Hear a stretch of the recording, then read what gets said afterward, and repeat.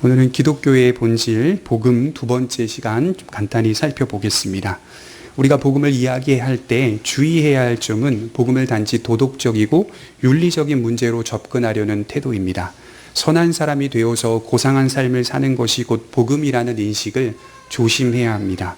복음의 목적은 사람을 선하게 만드는 데 우선적인 목적이 있지 않습니다. 복음은 죄인된 인간이 하나님을 알고 있는가, 하나님을 아는 지식이 있는가, 바로 이 문제에서부터 출발합니다. 기독교의 복음은 사람을 변화시키지만 그것은 부차적인 겁니다. 우리가 경험하며 살고 있듯이 믿음을 가진 사람도 때론 쉽게 넘어질 수 있습니다. 그래서 우리가 신앙생활 하다 보면 내가 이 정도밖에 신앙이 없었는가? 라는 생각이 들 정도로 깊은 낙심과 절망을 경험하고 안일한 신앙 상태에 빠지기도 합니다. 그래서 우리는 복음을 사람의 변화 유무로 정의해서는 안 됩니다. 복음은 사람을 변화시키지만 사람의 변화는 이 땅을 사는 동안 결코 완전한 상태에 이르지 못합니다. 그래서 진정한 복음은 하나님의 은혜를 구하는 것이고 은혜를 바라고 구할 수 있는 그 하나님을 내가 알고 있다는 사실에서부터 위로와 소망을 발견하게 되는 것입니다. 여러분, 역사 가운데 AD 313년경에 로마의 황제 콘스탄틴은 이탈리아 북부 쪽에 위치한 밀라노라고 하는 지역에서 밀라노 칙령을 발표합니다. 기독교를 로마의 종교로 공인하는 역사적인 사건이었습니다. 매우 좋아 보이는 것 같죠? 기독교가 이제 로마의 종교로 공인되는 거구나. 로마로부터 공인된 기독교는 그 이후 극심한 타락을 겪게 됩니다. 신학자들은 기독교인들이 특별히 조심해야 할 부분이 바로 콘스탄티누스 유혹이다, 이렇게 말하였습니다. 이 콘스탄티누스 유혹을 세 가지로 정의할 수 있는데, 요약할 수 있는데, 첫 번째로 윤리화입니다. 잘 한번 들어보세요. 기독교인들은 하나님의 나라를 정의로 윤리화해서는 안 되며 그것을 사회적 정의로 바꾸어서는 안 된다. 둘째로 세속화입니다. 기독교인들은 깊은 뿌리를 지닌 사랑의 윤리를 세속화하여 그것을 관용으로 만들어서는 안 된다. 나아가 십자가를 세속화하여 그것을 봉사로 만들어서는 안 된다. 우리는 부활 역시 동일하게 세속화하여 그것을 일반적인 희망 정도로 변질시켜서는 안 된다. 셋째로 정치화입니다. 기독교인들은 예수님과 성경이 말하는 하나님 나라의 현실을 이루어내기 위해 스스로 정치 과정 속으로 들어가 하나님 나라를 정치화시켜서는 안 된다. 이게 바로 콘스탄티누스 유혹입니다.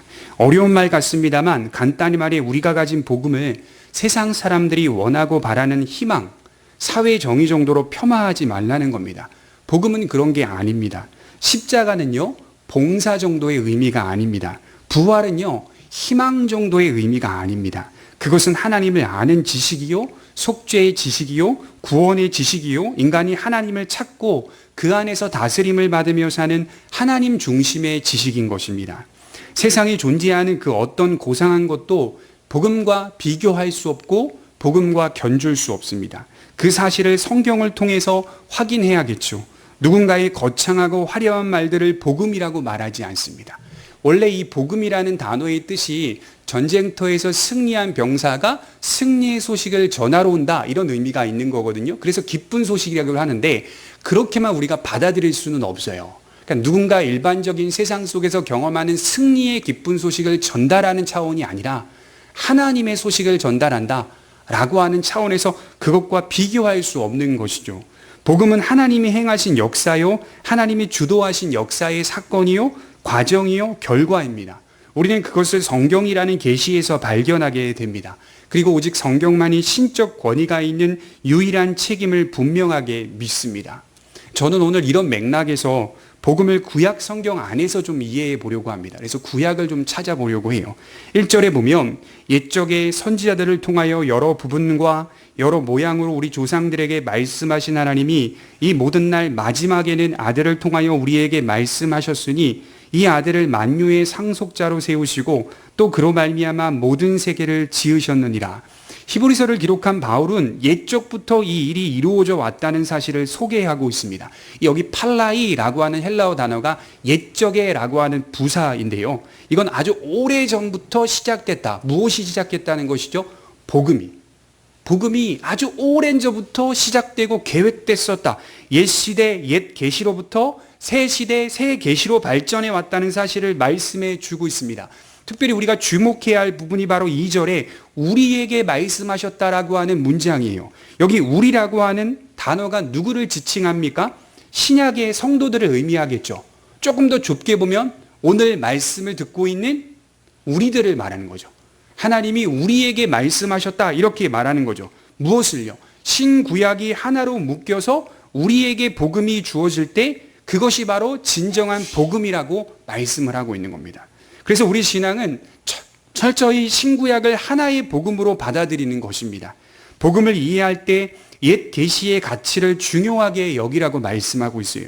구약의 가치를 소중하게 여기고 바르게 이해할 때 하나님이 우리가 사는 시간의 역사 속에서 어떻게 일하셨는지, 그 약속을 어떻게 이루어 오셨는지를 발견하게 됩니다.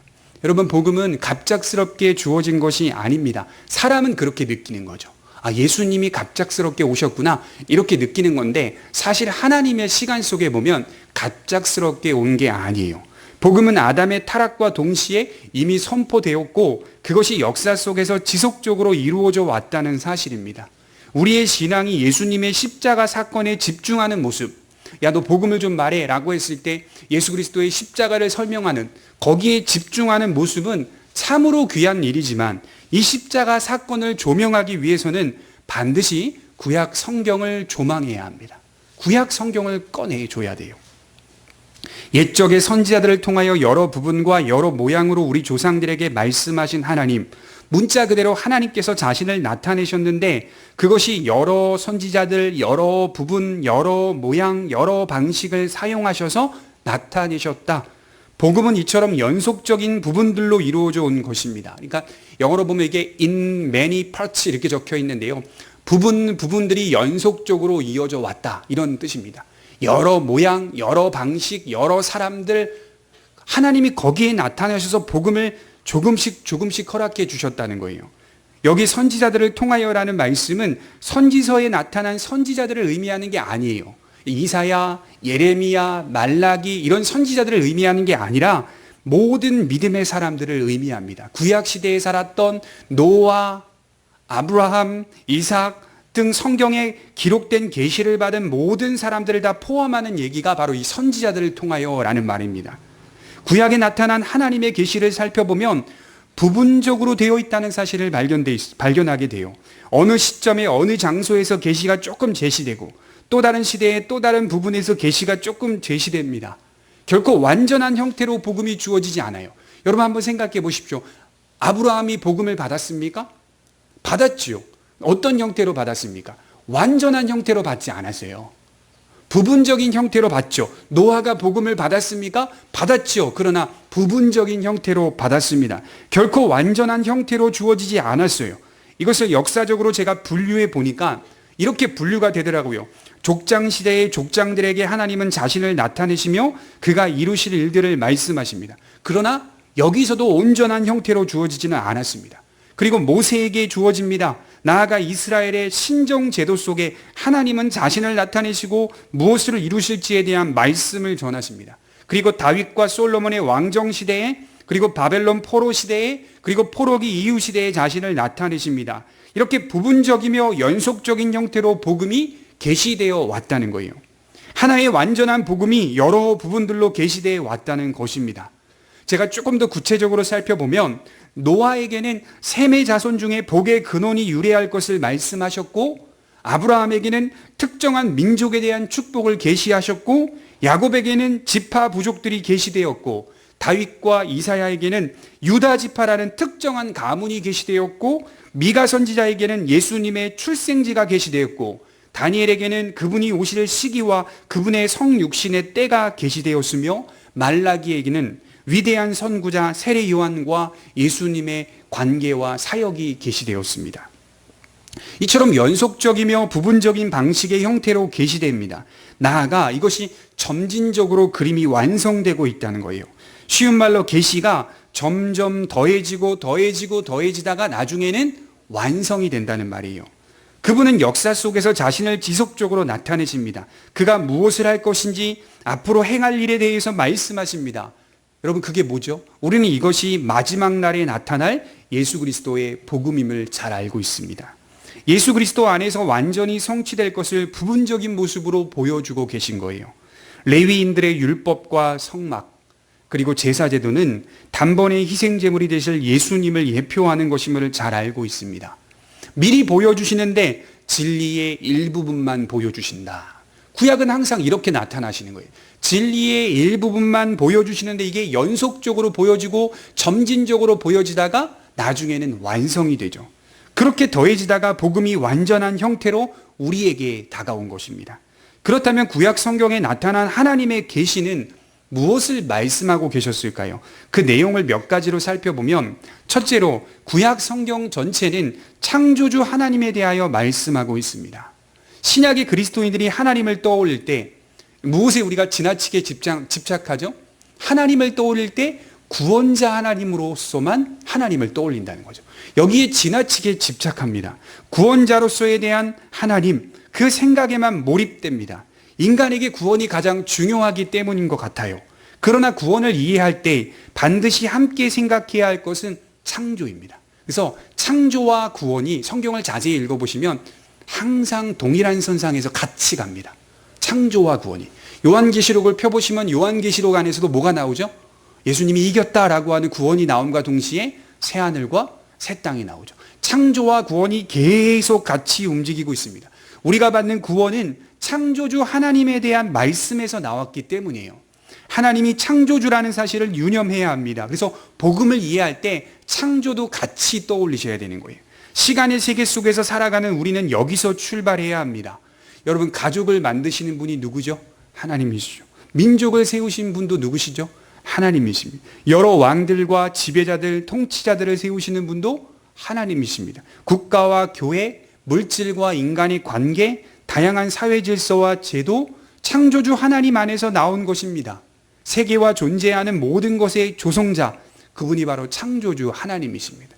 우주 만물을 붙드시고 모든 것을 다스리십니다. 이러한 인식이 없이 막연한 구원을 생각해서는 안 된다는 거예요.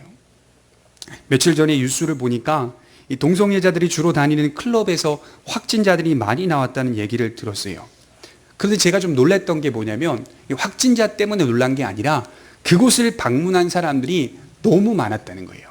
그리고 그곳을 방문한 사람들 중에 그저 그런 사람들이 아니라 다양한 계층들이 들어가 있더라고요. 장교, 간호사, 교사, 공무원, 얼마나 많은 사람들이 거기에 들어가서 그 파티를 즐겼는지 몰라요. 다양한 계층들이 거기서 그렇게 시간들을 보냈더라고요. 여러분, 세상은 그렇게 사는 게 아무렇지도 않아요. 그 사람들의 인식에는 아무렇지도 않은 거예요. 오히려 뉴스를 보니까 각 뉴스마다 뭐라고 말하는지 아세요? 그들이 피해가 갈까봐 염려된다. 혹여나 그들이 피해가 갈까봐 염려된다. 이렇게 말씀들을 하고 있더라고요. 성경은 이를 순리로 써야 할 것을 영리로 쓰고 있다고 말씀합니다. 그것만이 아닙니다. 세상 전반이 이처럼 순리로 가지 못하고 영리로 가고 있다고 바울은 로마서 1장 26절에 그렇게 말하고 있어요. 이것은 하나님이 창조하신 것이 아니라 부패한 우리가 왜곡하고 있는 것입니다. 왜 그렇죠? 우리가 무능하기 때문에. 선한 길이 무엇인지 발견할 수 없기 때문에. 그러니 세상이 우리에게 던져주는 메시지가 무엇입니까? 각자 선하다, 이 말이에요. 각자 선하니까 너희들이 선택하는 게 다 선한 거다. 각자 선택하여 선한 길을 쟁취하라. 이렇게 말하는 게 세상의 메시지죠. 각자가 선하다고 하고 각자가 선택하는 게 선하다고 하면 하나로 모아질 수 없는 거예요. 거긴 객관적인 권위가 존재하지 않는 거예요. 더 혼란스러워지고 더 모호해지고 더 어지럽혀지는 것이죠. 그럼에도 불구하고 여전히 세계가 모두 하나님께 속했고 세계를 향한 그분의 계획은 결코 좌절되지 않을 것입니다. 우리가 이 믿음이 있어야 돼요. 우리가 아무리 세상을 망가뜨려 놓아도 하나님께서 다시 세우실 창조와 구원의 계획은 변함없이 이루어져 갈 것입니다. 둘째로 구약 성경은 거룩하신 하나님에 대한 말씀으로 가득 차 있습니다. 여러분, 구약을 읽어보면 바로 떠올려야 할 단어가 뭐죠? 이 카도시라고 하는 거룩이라는 주제입니다. 하나님 그분의 성품이 거룩하다. 율법을 주신 대표적인 목적이 뭐죠? 하나님이 왜 이 말씀의 법을 주셨을까요? 거룩을 알리시려고 거룩한 백성을 삼겠다고 하시는 하나님의 작정 아닙니까? 그래서 내가 거룩하니 너희도 거룩하라. 너희를 거룩하게 하시는 이는 오직 여호와시니라. 이런 말씀들이 자주 나오는 거죠. 곳곳에서 거룩이 발견됩니다. 이것은 하나님의 성품에서 나오는 말씀이기 때문이에요. 인간은 하나님의 성품을 닮아가야 할 존재입니다. 질투하시는 하나님, 우리가 잘 아는 십계명 말씀, 다른 신을 결코 용납하지 않으시는 하나님.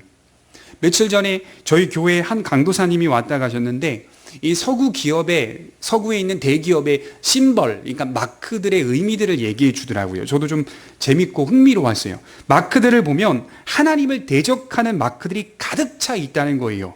여러분, 그 컴퓨터 회사 애플 아시죠? 애플의 마크가 뭐죠? 사과가 있는데 한입 베어문 마크가 있잖아요. 사과 자체가 아니라 그걸 한입 누가 베어서 물고 난 그 마크, 그 그림이 있는 거 아닙니까? 그걸 보니까 제가 예전에 그 애플 마크가 지식의 습득이다, 한번 씹어먹는 그 의미가 지식을 습득하다라는 의미가 있다고 배웠거든요. 그것만 있는 게 아니라 그 이면에 이런 뜻이 있다고 말을 하더라고요. 우리가 선악과를 계속 따먹을 건데 하나님이 어쩔 거냐, 이런 의미가 있대요. 그러니까 우리가 계속하여 그것을 따먹을 건데 하나님이 어쩔 거냐, 이 무신론적 의미가 담겨 있다고 합니다. 나아가 여러분, 스타벅스의 심벌, 마크에도 이와 비슷한 의미가 있다고 합니다. 이처럼 불신자들이 만들어내는 것들은 하나님을 대적하는, 하나님의 자리를 빼앗고 거기에 다른 우상들을 집어넣는 일들을 계속하고 있는 거예요. 하나님 우리에게 뭐라고 말씀?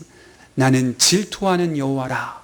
질투하시는 거예요. 인간이 신이고 인간이 곧 왕이라는 뜻 아닙니까?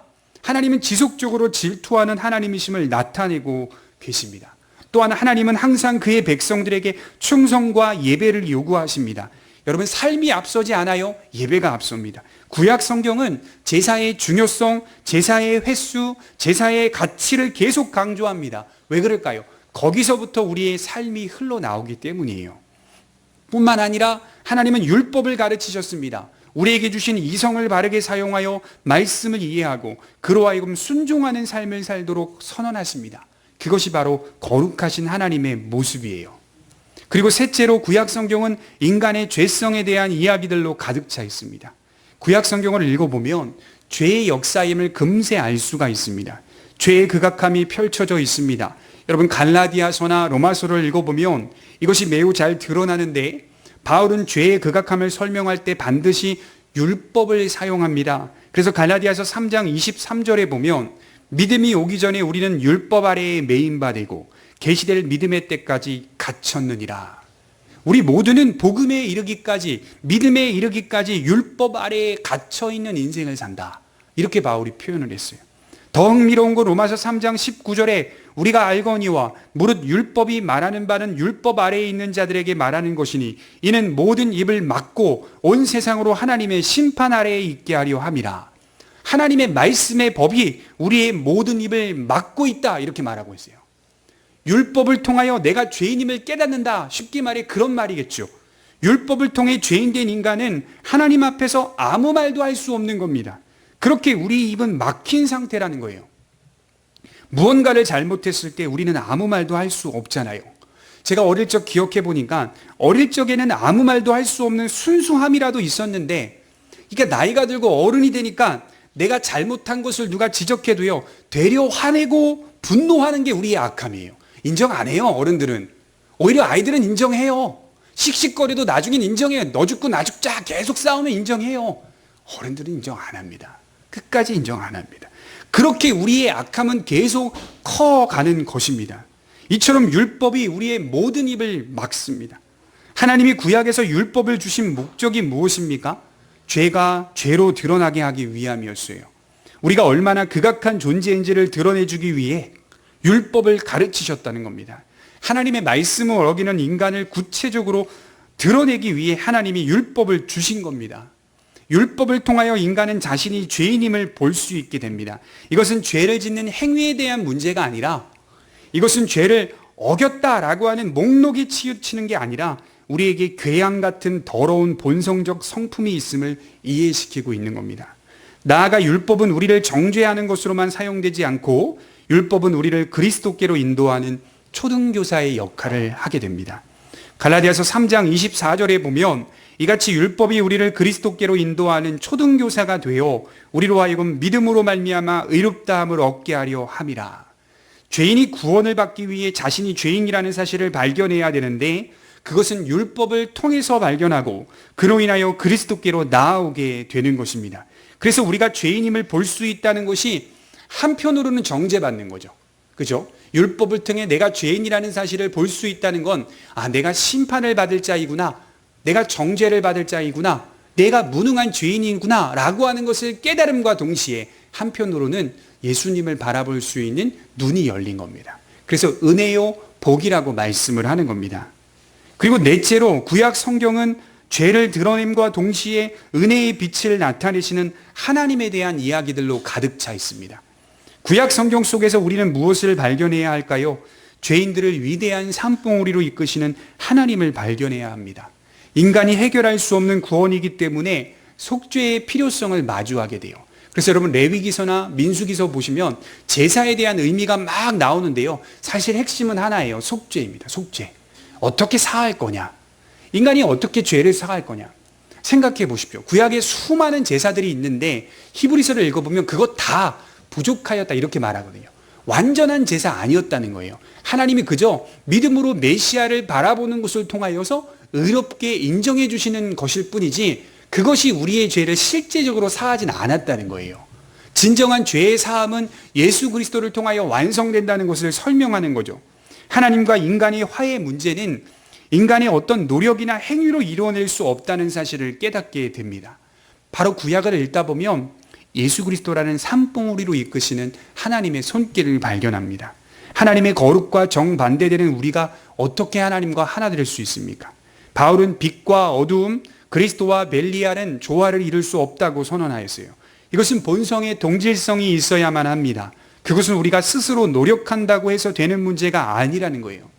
어떻게 조화를 이루고 연합될 수 있습니까? 하나님 자신이 친히 그 임무를 수행하고 있다는 사실을 발견하셔야 됩니다. 우리가 잘 아는 말씀 중에요. 창세기 22장에 아브라함이 이삭을 바치는 사건 잘 아시죠? 하나님이 아브라함에게 이 독자 이삭을 주셨음에도 불구하고 이제 나중에는 하나님께서 그의 믿음을 시험고자 이삭을 바치라, 하나밖에 없는 아들을 바치라 라고 할 때 아브라함이 순종하여 모리아산 꼭대기로 올라갑니다. 아브라함이 이삭을 바칠 때 하나님이 뭐라고 말씀하시죠? 수풀에 걸린 희생 제물을 친히 준비하시며 순양을 보라 이렇게 말씀하시죠. 우리는 거기서 늘 들어왔던 게 뭡니까? 아브라함의 순종, 얼마나 이 기막힌 순종을 했느냐 이걸 늘 들어왔겠지만 그 장면은 하나님이 받으실 만한 제물은 하나님이 친히 준비하신다는 내용도 있는 거예요. 너가 아무리 엄청난 큰 순종을 보여도, 자식을 바칠 만큼 대단한 순종을 보여도 그것이 하나님께 합당한 예배가 될 수 없다는 사실을 알리는 거예요. 인간이 올리는 예배는 항상 부족합니다. 인간이 스스로 올리는 예배는 항상 하나님을 진노케 합니다. 그러나 하나님이 친히 자신이 제물을 준비하신다고 말하고 있어요. 수풀에 걸려있는 순양을 보라. 그리고 하나님이 친히 준비하신다는 무엇이 선포됩니까? 여호와 이레. 그 말씀이 선포되고 있어요. 여호와 이레. 우리는 이 여호와 이레라는 이 말씀의 단어의 의미를 우리의 사업장에 갖다 쓰고 자녀의 진로에 갖다 쓰고 내 가정에 갖다 쓰고 적용하지만 근본적으로는 여호와 이레는 하나님이 우리의 구원을 그분 스스로가 준비하신다 이런 뜻이에요. 그분이 예비하신다. 이 문제에 대해서 열심을 내시는 분이 바로 하나님이십니다. 죄악의 상태에 빠진 인간을 외면하지 않으시고 친히 그 과정을 이루시는 분, 장차 오실 한 분 메시아를 보내시는 분이 하나님이시라는 겁니다. 이처럼 우리는 구약 성경을 읽다 보면 앞을 향해 나아가도록 이끄시는 하나님의 손길을 발견하게 됩니다. 우리를 예수 그리스도의 산봉우리로 인도하시는 하나님을 발견하게 돼요. 결론을 좀 맺겠습니다. 우리는 구약 성경에 나타난 하나님의 계시를 보면서 여러 모양과 여러 방식과 여러 사람들이 사용됐다는 사실을 알 수 있습니다. 또한 이것이 역사 가운데 점진적으로 더해지다가 완성되었다는 것을 알 수가 있습니다. 여기서 조금만 더 나아가서 우리는 통일성을 기억해야 할 것입니다. 하나님의 계시가 시대마다 간격이 있다는 사실을 보게 되죠. 아담과 하와로부터 노아, 노아로부터 아브라함, 아브라함부터 요셉, 우리는 몇 장 넘기니까 아브라함, 몇 장 넘기니까 이삭, 몇 장 넘기니까 야곱 이렇게 나오잖아요. 노아에서 아브라함까지 몇 장만 넘기면 나오잖아요. 근데 그게 수백 년의 시간이에요. 그 긴 시간의 간격이 있다는 사실을 기억해 볼 때 그럼에도 불구하고 같은 그림의 조각들이 선포되고 있다는 거예요. 같은 복음의 내용들이 선포되고 있다는 거예요. 간격이 큼에도 불구하고 같은 복음의 내용이 통일성 있게 전해지고 있다는 사실은 서로 공모하지 않았다는 겁니다. 사람끼리 서로 공모하면서 복음이 전해 내려온 게 아니라는 거예요. 복음은 사람이 교묘히 만든 이야기가 아니라는 겁니다. 큰 간격 속에서 같은 내용이 연속적으로 증거되어 왔다는 것입니다. 이것은 하나님이 행하신 증거다 이렇게 말할 수밖에 없어요. 베드로후서 1장 16절에 베드로는 복음을 이렇게 말했어요. 우리 주 예수 그리스도의 능력과 강림하심을 너희에게 알게 한 것이 교묘히 만든 이야기를 따른 것이 아니요 우리는 그의 크신 위엄을 친히 본 자라. 우리가 믿고 있는 복음이 사람이 교묘히 만들어낸 이야기가 아니라는 거죠. 그것을 믿고 따르는 게 아니라는 말입니다. 이것은 사람이 낸 이야기가 아닙니다. 그만큼 우리의 복음은 확실하다는 것을 선언하고 있습니다. 바울은 또 이렇게 말했습니다. 로마서 15장 4절, 이건 한번 찾아보겠습니다. 로마서 15장 4절입니다.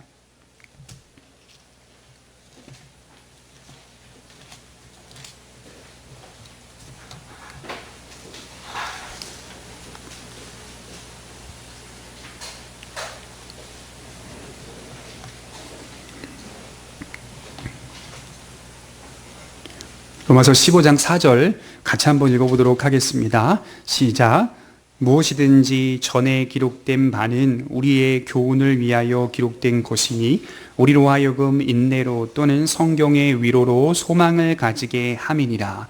여기 보면 전에 기록된 바, 여기서 전에 기록된 교훈은 신약 성경을 말합니까? 구약 성경을 말합니까? 구약 성경을 의미하겠죠. 구약 성경을 통해 신약의 성도들은 뭘 받으라는 거죠? 성경의 위로와 소망. 그래서 우리가 신약을 통해 위로와 소망을 발견하는 게 아니라 구약 성경을 통해 위로와 소망을 발견할 수 있어야 한다는 말을 하는 거예요. 복음이 이처럼 신실하게 지켜져 왔다는 사실로 인해 마음의 위로를 받을 수 있는 겁니다. 이 위로와 소망은 세상이 줄 수 없다라고 성경은 말씀하고 있어요. 사랑하는 성도 여러분, 구약 성경은 우리의 복음을 더욱 굳세게 만들어줍니다. 그렇기 때문에 우리는 복음을 이해할 때 십자가만을 말하는 단편적인 이해가 아니라 구약으로부터 진행되어 온 십자가의 그 복음을 마음 깊이 묵상해야 합니다. 우리가 믿는 산봉우리가 얼마나 분명하고 위대한지 우리는 구약을 통하여 더 깊이 알게 됩니다.